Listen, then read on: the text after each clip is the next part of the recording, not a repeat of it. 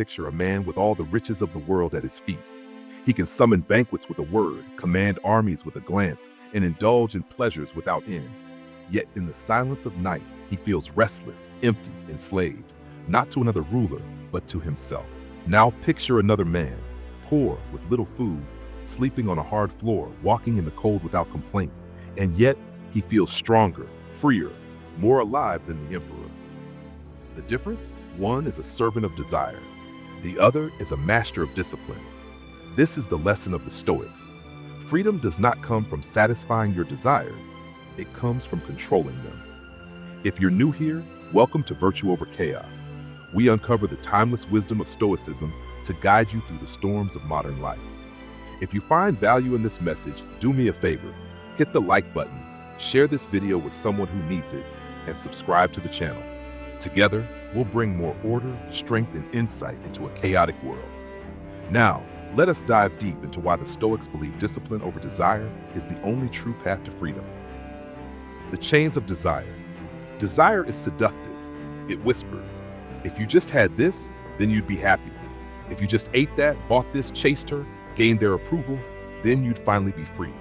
But freedom built on desire is an illusion, because the moment one desire is satisfied, another takes its place. You buy the new car, and suddenly the new car feels old. You achieve success, and now you crave recognition. You satisfy the body, and the hunger returns. Seneca wrote, "It is not the man who has too little, but the man who craves more that is poor." Think about that. Poverty is not measured by possessions, it is measured by need. A billionaire who craves more is poorer in spirit than a beggar who is content. Modern life magnifies this. Social media, advertising, instant delivery, all engineered to keep us craving, consuming, chasing. But if you can't say no to your own impulses, then you are not free. You are chained by your own desires. The emperor who refused luxury. Marcus Aurelius had everything: power, wealth, servants, luxuries. Yet in his private journal, Meditations, he scolds himself like a strict teacher. He writes, "At dawn, when you have trouble getting out of bed, tell yourself, I am rising to do the work of a human being. Why am I dissatisfied if I'm going to do the very things for which I was born?" Think about that. The most powerful man in Rome, waking up in a palace, telling himself to stop being lazy and get out of bed. If even an emperor had to fight his desires, what does that say about us? Marcus knew that indulgence breeds weakness. If he gave himself to luxury, if he obeyed every desire, he would not be an emperor, he would be a slave in purple robes. Cato the Younger, discipline against corruption. Now let's step further back in history to a man the Stoics admired deeply, Cato the Younger.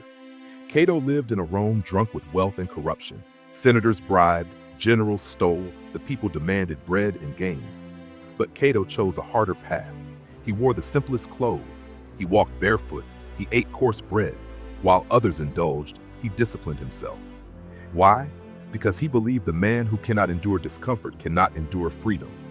Julius Caesar, his rival, once mocked him, saying, "Why live so harshly, Cato? You deny yourself what you could easily enjoy." Cato replied not with words, but with action. His life was proof that virtue, not pleasure, was the highest good. And when Caesar seized power, Cato chose death over submission. His discipline was so absolute that even his enemies respected him. This is the power of Stoic discipline. It creates unshakable strength in a world that worships indulgence.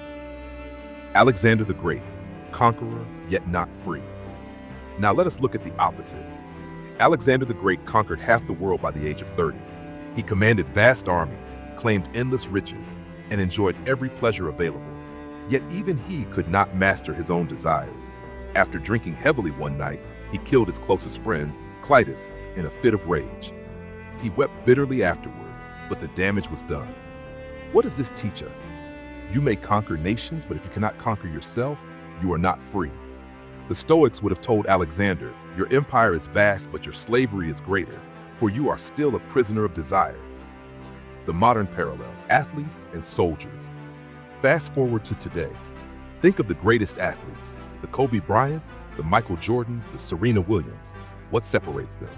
Discipline, early mornings, relentless practice, denial of comfort, thousands of small no's to temptation in order to achieve a greater yes to mastery. Or think of a soldier. He trains in the cold, marches with heavy packs, eats rations, sleeps little. To outsiders, it looks like misery. But to him, it is freedom. Freedom from weakness, freedom from panic, freedom from being unprepared. Discipline is not punishment, it is preparation. It is strength forged in discomfort. The practice of voluntary discomfort. The Stoics often practiced what they called voluntary discomfort. Seneca advised sleeping on the ground, eating plain food, wearing coarse clothes, not always, but occasionally.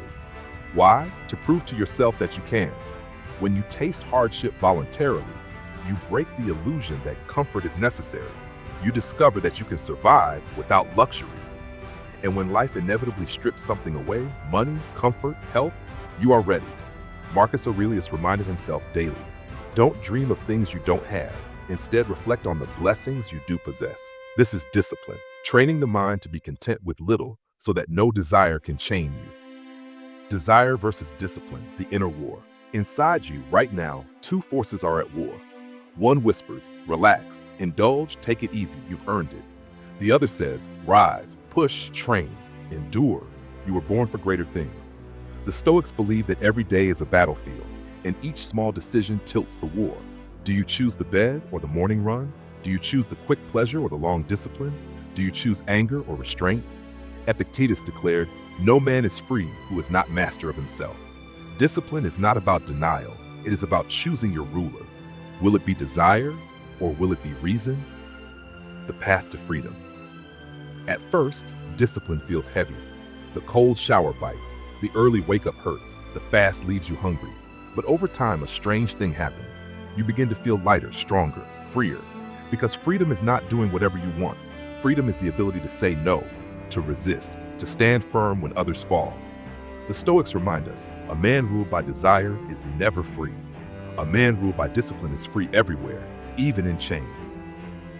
What rules your life? Desire or discipline? Do you chase comfort or do you train for strength? Do you live for fleeting pleasure or for lasting freedom? Choose discipline, not once, not twice, but every day, in small things and in great things. For in discipline lies the key to mastery, resilience, and unshakable freedom. This is the Stoic way. This is the way to live with strength, dignity, and power in a chaotic world.